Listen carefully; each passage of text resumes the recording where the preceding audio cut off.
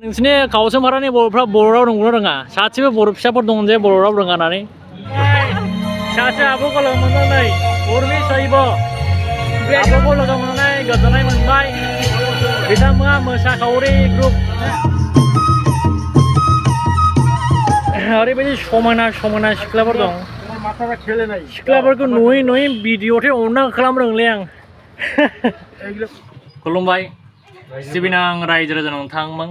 दिनै मोनसे गोजोनथाव खौरां दि दिनै 3 तारिख आरो गाबोन 4 तारिख जोंनि सोनाब बंग रायजोनि बर' साहित्य सभा जानो थांगासिनो दङ। माने जाखादोंसै दहायनिफ्राय जादों। दा टाइमा बेलासिनि 3:20 जाबाय। जों दा ओंखारबाय नै महाकालगुरिनिफ्राय थांनो काउचनपारा गामियावहाय। काउचनपारा गामियाव जादों पश्चिम बंग बर' साहित्य सभा 20 बोसोरनि सोलोफोर। जों बेयावनो थांगासिनो दङ। नोंथांमोना नायलांबाय थायोब्लानो जाबाय। आराय घन्टासो लागोन खोमालै काउचनपारासिम थांखाबाय बिदिखौ आं आराय घन्टासो लानो हागौ आंनि आइडियाव। लोगोफोर नोंथांमोन नायलांबाय था। जोंनि फेशन शो मोननै बिबान दङ। नोंथांमोना देखायनो नाजागोन आरो बेयावनि रंजानाय बेयावनि कालचारेल प्रग्राम बेफोरखौ देखायनो नाजागोन। आरो गाबोन 4 तारिख गाबोनहाय आसाम रायजोनिफ्राय सफैनो हानाय सफैगोन बिथाङा आदा प्रेक्टिकेल बेनिफ्राय आब' सुदेम सना बिथांमोनखौ आं मिथिगौ सफैगोन होननानै। आरो सोर सफैबावगोन सोर सफैबावा बेखौ आं मोजाङैनो मिथिला। स' लोगोफोर नायलांबाय था नोंथांमोना दिनैनि ब्लगखौ। गोजोन्थों। हेलो ब्रादार आयुष बड' बय आयुष। खुलुमबाय रायजो राजाफोर। जोङो दा थांगौ। जों दा काउचनपारा थांगौ बे बड' साहित्य सभानि जुनैहाय। माबा नायदोंलै रायजोफोर नै नुनाखसै जोंलाय माथो। जों दा सफैबाय नायदो नै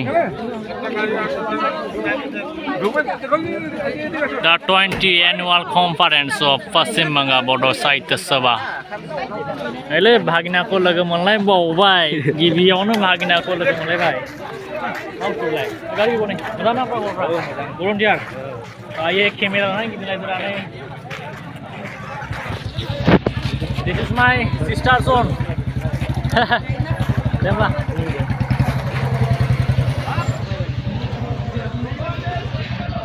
Mabroi Mumbai. Sufibera moजाङै हाया दा।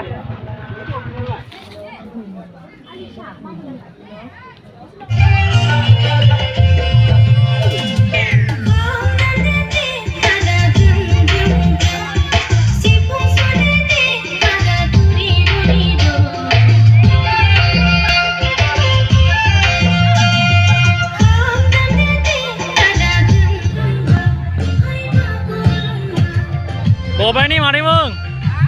आसाम। मादैयालाय? बबेनि?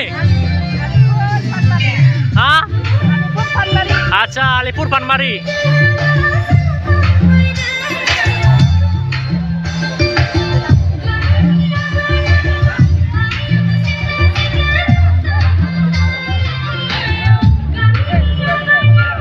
भलन्टियारफोरना मा फंबायफोर? नोंसोर बे गामिनि? मा नामलाय गामिनिया? काउचनपारा।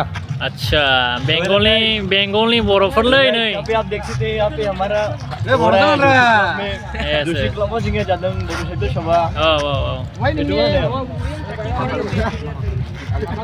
जेराव माबाफोर बुंबावनाय बे बर' साहित्य सभानि मुङाव?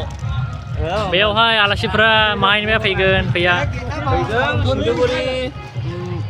नैबे मा होनो काराटाङा अच्छा आलिपुर सालबारि सिसुबारि। अच्छा thank you okay thank you सिलाय फंबायफोर दे।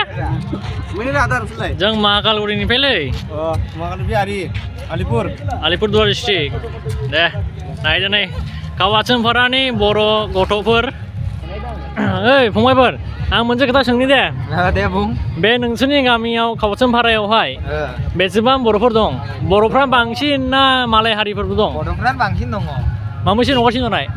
गोबांलै माथो बुंनाय दे बबेनिफ्राय एकदम सिमाना गोजाननि दं जोंनिया। आच्छा ओमफ्राय नै नोंसिनि काउचनपारानि बर'फ्रा बर' राव रोंगौना रोङा? सासेबो बर' फिसाफोर दं जे बर' राव रोङानानै रोङो।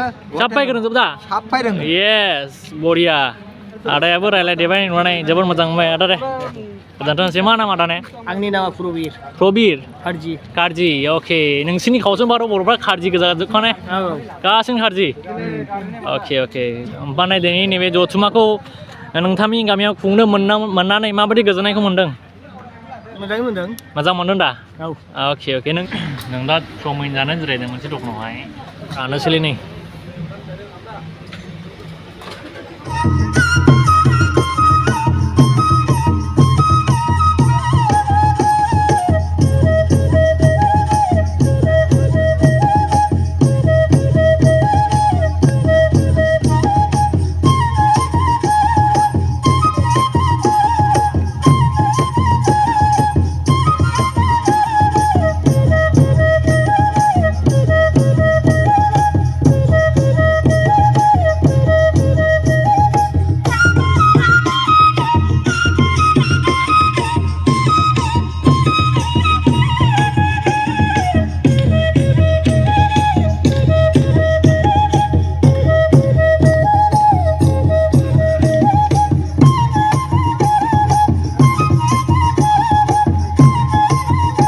ओंखाम जानोलै लोगोफोर नै जाखांबाय दाउ बेदरजों जालागासिनो दङ नै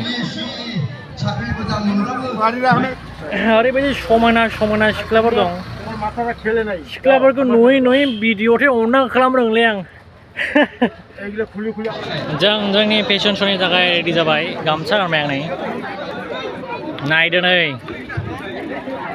बड' गार्ल माइने नानि नोङो हेल' माइने इयो माहायनि हा बौनि मा नाम नोंलाय Pratiksa ओमफ्राय दङ ना एरिस मोनदा एरिस मोनदा नोंनि नामा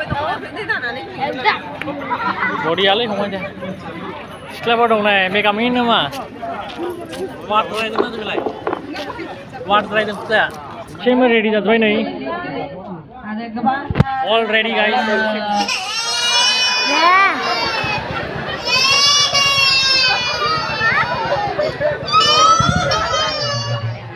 गोमायाखै बर' हारिया नङा आन्दायाखै बर' माहारिया दङ जों बर'नि आसार खान्थि गाननाय जोमनाय दानाय लुनाय दामनाय देनाय जौगागासिनो नाय रायजोफोर हमथानानै लाखिगासिनो दं जों बेखौनो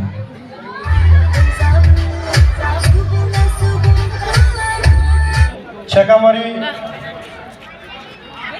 रंजालि कृष्टि आफाद सोरबा बुंदोंमोन ग्रुप डान्स खालामबाय होननानै आच्छा लोगोफोर जोंनि फेशन श'आ जोब्बाय बेनिफ्राय सासे आब'खौ लोगो मोननानै उर्मि सैब आब'खौ लोगो मोननानै गोजोननाय मोनबाय बिथांमोना मोसाखावरि ग्रुप मा नाममोनलाय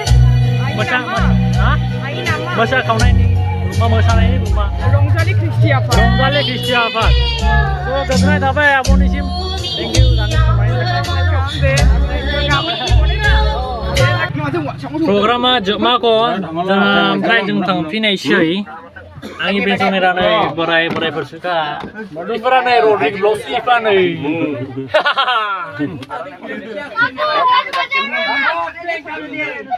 नोंखौ दिनै फार्स्ट टाइम गजायै नुबायलै आं नोंखौहाय फार्स्ट टाइम गय जानाय नुबाय राखौ नै लोगोफोर जों दा फैयै निमथियाव सफैबाय टाइमा 11:30 बारबाय दायो निमथियावहाय एसे साहा लोंनायनि लाहार फाहार दं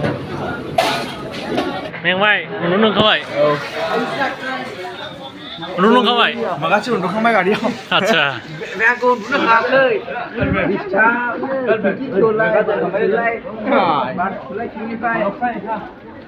उन्दुखाबाय भाई उन्दुखाबाय आदा